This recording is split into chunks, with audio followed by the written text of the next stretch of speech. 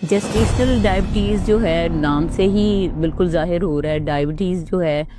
एक तो diabetes mellitus जो एक बीमारी है जिसको हम उर्फ़े आम में शुगर की बीमारी कहते हैं, जिसके बीच में अनकंट्रोल्ड आपका ब्लड का शुगर बढ़ जाता है कि कुदरत का निज़ामी कंट्रोल जो शुगर का है वो ख़त्म हो जाता है।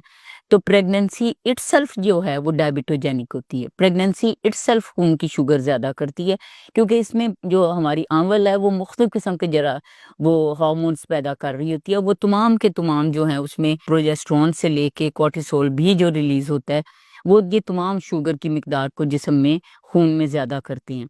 लेकिन आम ख़वातीन जो इससे बची रहती हैं, शुगर की बीमारी उनको प्रेगनेंसी में नहीं होती। लेकिन जब अगर हम इसको प्रोब करें तो ये पता चलता है कि ये उन ख़वातीन में ज़्यादा होती है जो या तो मोटापे का शिकार होती हैं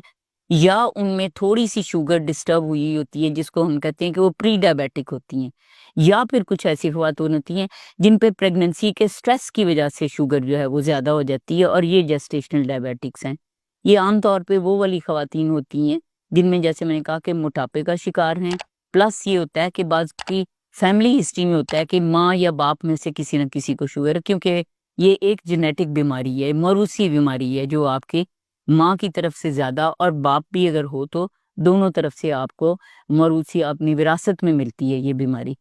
तो इसके तशख़ीस का एक तरीका तो ये है कि हम पहली विज़िट पे भी ये तमाम टेस्ट करवाते हैं, जिसमें ब्लड शुगर रैंडम भी है और HbA1c भी है, और दूसरा जो है वो तकरीबन 20 वीक्स पे आके OGTT हम करवाते हैं, जिसे हम ओरल